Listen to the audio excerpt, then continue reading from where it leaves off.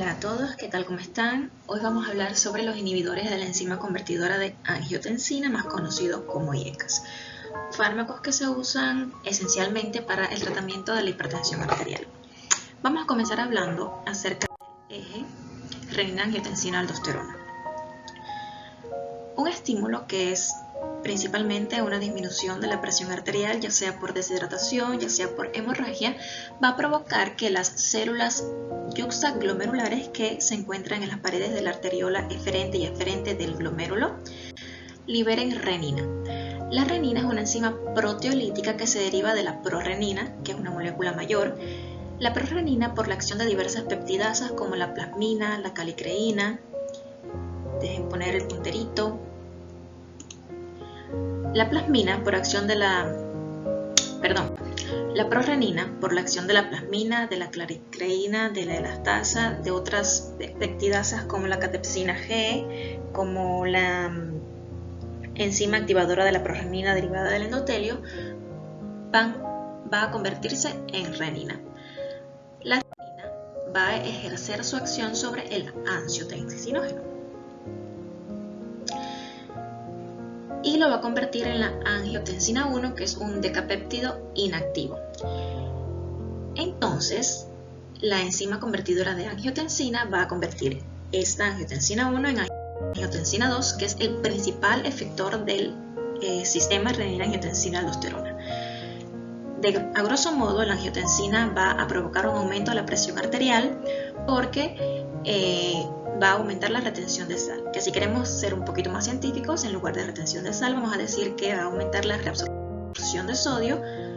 Con el sodio se reabsorbe también agua, aumentando el volumen circulante, y esto aumenta la presión arterial.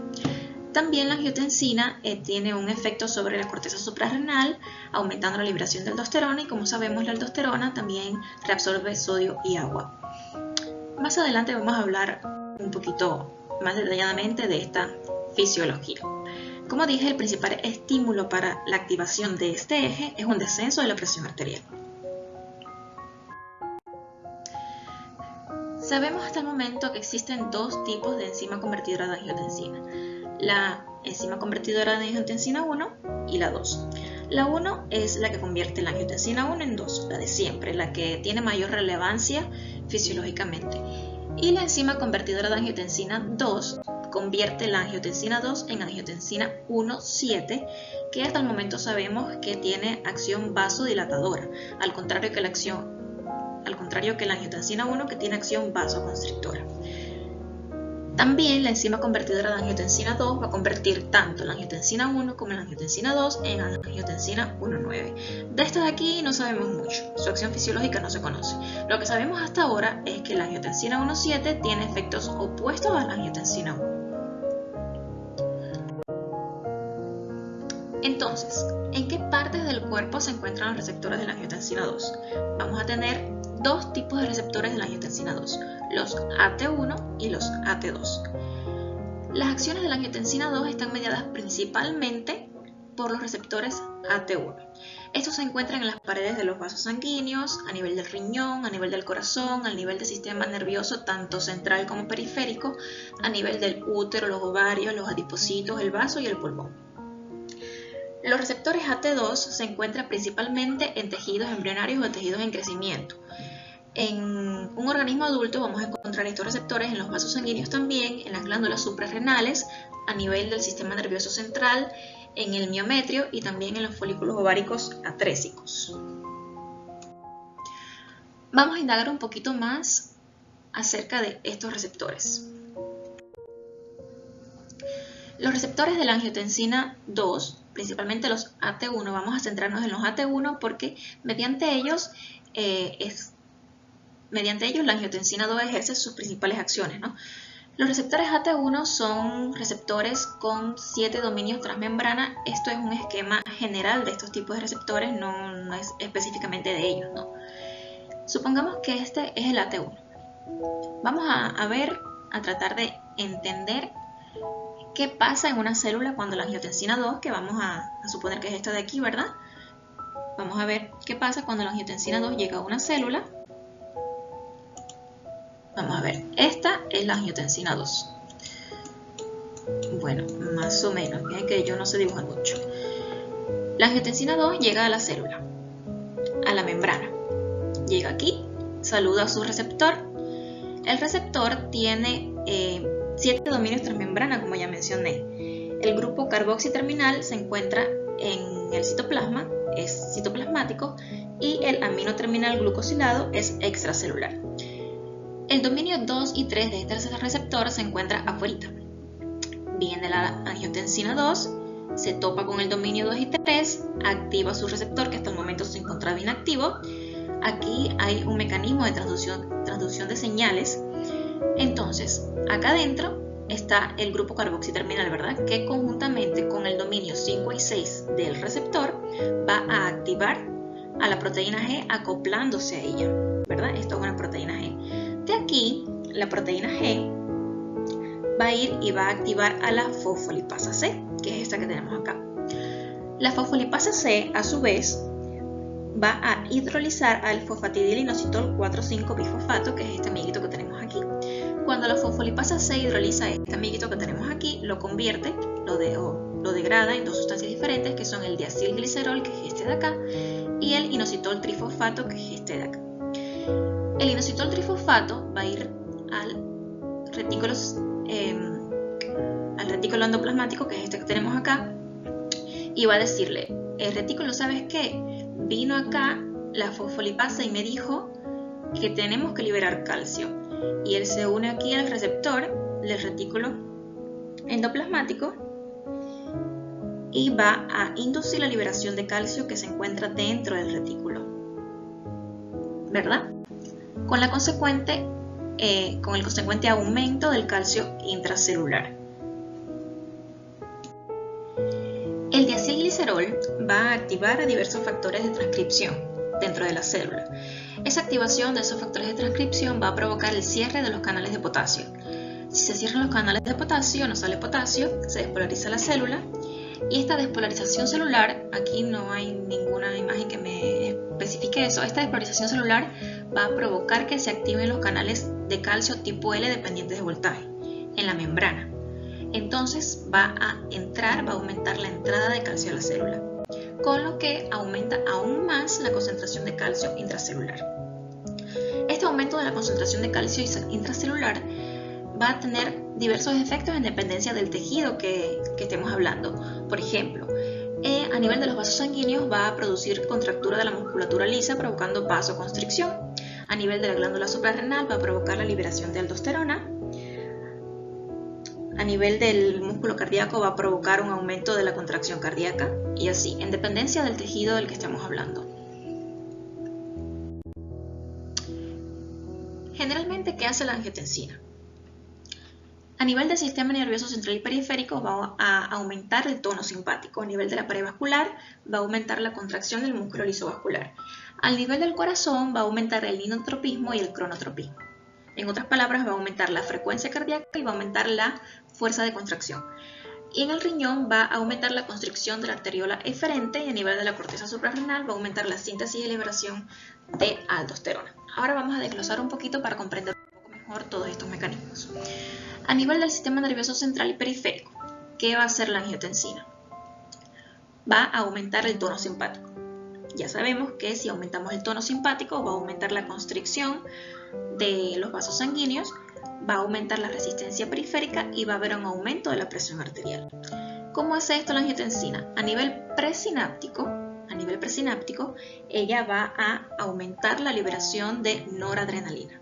Va a aumentar la liberación de noradrenalina, va a disminuir su recaptación también, para que la noradrenalina esté más asequible para estimular a sus receptores, y para seguir provocando vasoconstricción. A nivel postsináptico, ¿qué va a hacer? Va a ir a los receptores de noradrenalina y les va a provocar mayor sensibilidad. Va a hacer que esos receptores tengan más gustito por la noradrenalina, que ellos se estimulen más con la noradrenalina y con eso va a seguir aumentando el tono simpático. La angiotensina 2 va a tener mucha influencia sobre el sistema nervioso central, sobre la memoria, sobre el comportamiento, sobre la regulación vasomotora, como ya mencioné, a través de la vasoconstricción, sobre el mecanismo de la sed, sobre la secreción de vasopresina o ADH, que es la hormona antidiurética, y también sobre la regulación de la presión arterial, lógicamente, y del equilibrio hidroelectrolítico. ¿Cómo lo va a hacer? Como ya mencioné, a través del aumento del tono simpático y también en coordinación con otras sustancias neuroreguladoras, neurotransmisores como las catecolaminas, la acetilcolina, la dopamina, la serotonina y el ácido gamma-aminobutírico. ¿Qué hace la angiotensina sobre la pared vascular, sobre los vasos sanguíneos? Bueno, ya vimos, ¿no?, cómo funciona la angiotensina, que estimula sus receptores, y la conclusión de la estimulación de sus receptores AT1 va a ser el aumento del calcio intracelular, tanto de la entrada del calcio como de la salida de los depósitos del retículo endoplasmático. Esto provoca un aumento del calcio citosólico. ¿Qué hace el calcio citosólico a nivel de los vasos sanguíneos? El calcio se va a unir a su amiga la calmodulina. Calcio más calmodulina. Cuando ellos están juntitos, ellos van a activar la sinasa de cadena ligera de la miosina. Esta activación va a provocar la fosforilación de la miosina. Cuando la miosina está fosforilada, se produce la interacción de la actina-miosina y la consecuente contracción del músculo liso. Entonces, cuando la calmodulina, esta chica guapa, se une con el calcio, va a provocar la interacción actina-miosina y la vasoconstricción. También, esto es muy importante, la angiotensina tiene la capacidad de estimular el crecimiento de diversos tipos celulares. Puede estimular el crecimiento celular de todos los tipos celulares de los vasos sanguíneos, de las células endoteliales, de las células músculo liso y también de los fibroblastos. Esto le regala a la angiotensina una capacidad de estimular la angiogénesis, que en caso de que sea necesario la angiogénesis es buena. Pero también en situaciones patológicas no es bueno porque puede facilitar el proceso de formación de placas de ateroma. Esto ya es fisiopatología. Estamos hablando ahora de los efectos fisiológicos de la angiotensina. ¿Qué hace la angiotensina sobre el corazón? Como mencioné anteriormente, va a aumentar el inotropismo y el cronotropismo. Va a aumentar la fuerza de contracción cardíaca y va a aumentar la frecuencia. ¿Por qué? Recordemos que la angiotensina se libera en situaciones fisiológicas cuando hay una disminución de la presión arterial. Si hay una disminución de la presión arterial, ya sea por una hemorragia, por deshidratación, nuestro organismo necesita mantener a sus órganos vitales perfundidos, ¿verdad? Entonces, la angiotensina es la que se encarga de aumentar la presión arterial para que, a pesar de que haya una disminución del volumen sanguíneo, se mantenga dentro de lo posible el flujo sanguíneo de los órganos vitales, por lo que en el corazón se aumenta la fuerza de contracción y se aumenta la frecuencia cardíaca para tratar de suplir las necesidades a pesar de que haya habido una disminución de la presión arterial. También aquí a nivel del corazón, la angiotensina 2 está involucrada en el proceso de hipertrofia de miocitos. El principal estímulo hemodinámico para que se hipertrofien los miocitos es una presión alta. Una presión alta, sí, descartando obviamente las miocardiopatías y demás, ¿no? La presión alta provoca que se hipertrofie el músculo del ventrículo izquierdo principalmente para él tratar de vencer esas presiones altas de la circulación periférica y el poder mandar la sangre a todo el organismo. Pero se sabe que la angiotensina 2 tiene su papelito aquí, porque ya mencioné anteriormente que la angiotensina tiene la capacidad de estimular el crecimiento celular. En el corazón, ¿cómo lo hace? Ella aumenta la síntesis de proteínas contráctiles dentro de los cardiomiocitos, poniendo estos miocitos más grandes. También produce una expansión intersticial a expensas de un aumento de la producción de colágeno por parte de los fibroblastos. Entonces ella va a ayudar un poco a la hipertrofia de los miocitos. ¿Qué va a hacer la angiotensina 2 sobre el riñón? La angiotensina tiene un efecto principalmente sobre la arteriola eferente. La arteriola que sale. Es un efecto preferente, no significa que no actúe sobre la aferente también. Pero bueno, preferentemente actúa sobre esta constriñéndola, o sea, la constriñe, la pone más durita. Cuando la arteriola se pone se constriñe, aumenta la presión hidrostática. Eso es como que cuando apretamos una manguera, ¿verdad? Apretamos una manguera, el agua sale con mayor presión. Entonces, cuando se constriñe la arteriola eferente, va a aumentar la presión hidrostática dentro de los capilares glomerulares. Este aumento de la presión hidrostática dentro de los capilares glomerulares provoca una disminución del flujo sanguíneo renal. Recordemos que estamos hablando de situaciones fisiológicas. ¿Por qué? Porque la angiotensina 2 necesita mantener el filtrado glomerular constante a pesar de que exista una disminución de la presión arterial. Estos son detallitos de fisiología renal que son un poquito más complicados y es mejor explicarlos aparte. Con lo que tenemos que quedarnos de aquí es que la angiotensina 2 va a constriñir la arteriola eferente y va consecuentemente a disminuir el flujo sanguíneo renal. También la angiotensina 2 tiene un efecto directo sobre la natriuresis. Ella va a disminuir la natriuresis. Tiene un efecto directo sobre las células de los túbulos renales, aumentando la reabsorción de sodio, disminuyendo por tanto la natriuresis, que es la excreción de sodio por la orina. Ella aumenta la reabsorción de sodio y consecuentemente la reabsorción de agua, con lo que aumenta el volumen y con lo que aumenta la presión sanguínea, ¿verdad? Sobre la glándula renal, como mencioné, la glándula suprarrenal, la angiotensina va a estimular la liberación, la síntesis y la liberación de aldosterona. Ya sabemos que la aldosterona, ella cuando actúa sobre las células de los túbulos renales, va a aumentar la reabsorción de sodio y de agua y la excreción de potasio. La bibliografía menciona que el estímulo de la angiotensina 2 sobre la liberación de aldosterona no es tan importante como para que produzca por sí solo un aumento de la presión arterial. Esto se combina con las concentraciones séricas de sodio y potasio en un contexto de hipertensión. Pero bueno, tenemos que saber que a nivel de la glándula suprarrenal, la angiotensina estimula la liberación de aldosterona. Bien, entonces, ya vimos qué es lo que hace la angiotensina, ¿no? ¿Cómo funcionan los IECA? ¿Cuál es su mecanismo de acción? Ellos van a inhibir a la enzima convertidora de angiotensina 1 en angiotensina 2. Por lo tanto, ya la angiotensina 1 no se va a convertir en la angiotensina 1, que es esta de aquí, no se va a convertir en angiotensina 2 y por lo tanto no van a existir todas esas acciones que mencioné anteriormente. Pero la enzima convertidora de angiotensina tiene otros sustratos. Ella no es vaga. Ella lo único que hace no es convertir la angiotensina 1 en angiotensina 2. Ella también tiene el trabajo de la bradicinina, que es esta de acá, convertirla en metabolistos inactivos. Por lo tanto, sí, la consecuencia farmacológica de los IECA va a ser que no exista angiotensina 2, pero también va a ser que exista más bradicinina, ¿verdad? Con lo cual va a aumentar la disponibilidad de prostaglandinas y óxido nítrico, que va a aumentar la vasodilatación, y también va a aumentar la angiotensina 1,7, que si recuerdan al inicio mencioné que tiene un efecto vasodilatador. Ese es su mecanismo de acción. ¿Cómo va a ser? ¿Cómo lo va a llevar a cabo? Lo va a llevar a cabo uniéndose, actuando o interactuando con el átomo de zinc que tiene la enzima convertidora de angiotensina en su centro activo.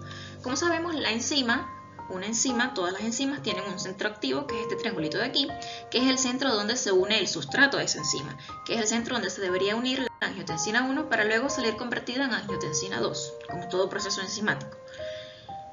Los IECA interactúan con el átomo de zinc. Aquí en el centro activo de la enzima convertidora de angiotensina hay un átomo de zinc, provocando que ya no sea capaz de convertir la angiotensina 1 en angiotensina 2. Ese es el mecanismo de acción. Así actúa. Entonces, vamos a hablar un poco de la farmacocinética a modo general. El enalapril, que es uno de los IECA más utilizados, alcanza su concentración plasmática a las 3-4 horas, tiene una semivida de 11 horas aproximadamente, por eso es que se tiene que dar 2 veces al día generalmente si queremos lograr un efecto farmacológico las 24 horas del día. La eliminación es generalmente renal, totalmente renal. La dosis es de 20 a 40 miligramos al día. Estas son cosas que se pueden revisar ya aparte, ¿no? Porque son detalles que debemos aprender de memoria de cada fármaco. ¿Cuáles van a ser los efectos farmacológicos de los IECA? Por lógica, si le damos un poquito atrás del video, va a ser inhibir todo lo que hemos mencionado anteriormente. Va a inhibir el efecto vasoconstrictor de la angiotensina, provocando vasodilatación. Va a inhibir el efecto dipsogénico. Dipsogénico es provocación de sed, ¿verdad? La angiotensina se libera en estados de hipotensión. Entonces, fisiológicamente, se estimula el centro de la sed para que el individuo ingiera más agua, se hidrate para que aumente el volumen y aumente la presión sanguínea. Entonces, los IECAs van a hacer lo contrario, ¿verdad? Van a inhibir la liberación de ADH o vasopresina, van a inhibir la secreción de aldosterona, van a provocar un descenso de la frecuencia y de la contracción cardíacas, van a disminuir la estimulación del tono simpático, reducen la hemodinámica renal, o sea, van a inhibir esa constricción que provocaba la angiotensina 2 sobre el arteriol eferente y van a inhibir el crecimiento que provoca la angiotensina 2 sobre diversos tipos celulares. Por eso es que los IECA no se limitan solamente a tratar la hipertensión arterial. Estos fármacos están indicados en otras situaciones como el infarto agudo del miocardio en la fase aguda, porque nos ayudan a disminuir el remodelado del músculo cardíaco que se provoca luego de un infarto, porque reducen esa progresión celular, esa progresión fibroblástica que provoca la angiotensina. También se usan en la insuficiencia cardíaca y en diversas enfermedades renales. Son unos fármacos excelentes que han sobrepasado la prueba del tiempo y que se ha demostrado que aumentan la supervivencia en los pacientes. Como todos fármacos tienen reacciones adversas, ¿verdad? ¿Cuáles reacciones adversas pueden tener los IECA? El angioedema. El angioedema es una reacción adversa grave que afecta del 0.1 al 0.2 de los pacientes que consumen este tipo de medicamentos.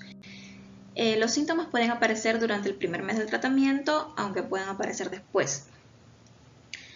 Y desaparecen horas después de que se suspenden los medicamentos. Claro que cuando un paciente presenta angioedema tiene que ser llevado urgentemente a una unidad de urgencias porque es un efecto grave que produce obstrucción del tracto respiratorio y puede provocar la muerte. Se cree que el mecanismo del angioedema es provocado por la bradicinina. Recuerdan que la bradicinina tenía un efecto vasodilatador y que cuando le damos IECA a un paciente aumenta la bradicinina porque estamos inhibiendo a la enzima que la degrada. Si inhibimos a la enzima que degrada a la bradicinina, va a aumentar la disponibilidad plasmática de la bradicinina, ¿verdad? Y esta tiene un efecto vasodilatador. También se puede presentar tos. La tos es la reacción adversa más frecuente de los IECA, podría decirse alrededor del 5 al 20% de los pacientes que consumen estos medicamentos van a presentar tos. Puede aparecer a los 6 meses hasta los 2 años luego del inicio del tratamiento. Y se cree también que el mecanismo fisiopatológico por el cual presentan todos estos pacientes es por la acumulación de bradicinina, sustancia P o prostaglandinas en los pulmones. ¿Qué otra reacción adversa pueden presentar estos pacientes? Puede presentar hipotensión. Pues bueno, cuando se combinan con otros fármacos hipotensores, tenemos que vigilar esto, principalmente con diuréticos, ¿verdad? Hay que tener mucho cuidado con esto.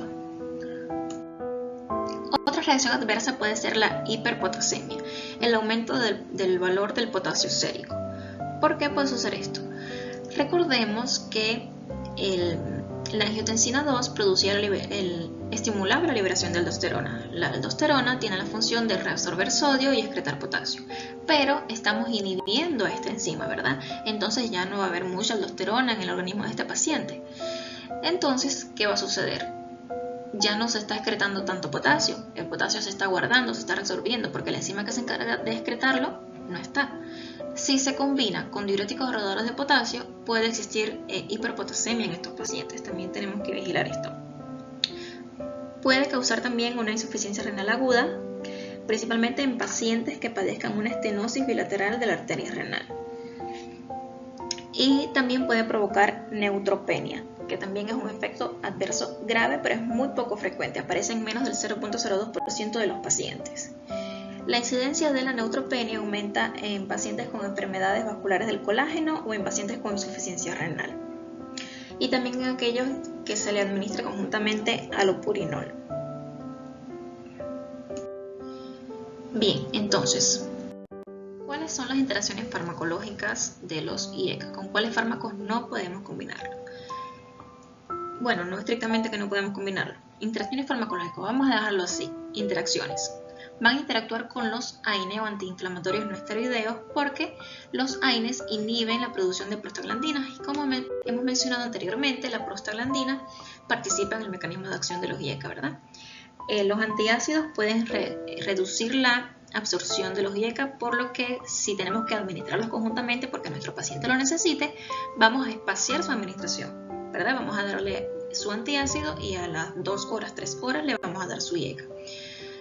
Pueden interactuar también con los diuréticos ahorradores de potasio por la razón que ya mencioné anteriormente. Pueden exacerbar la hiperpotasemia que se produce.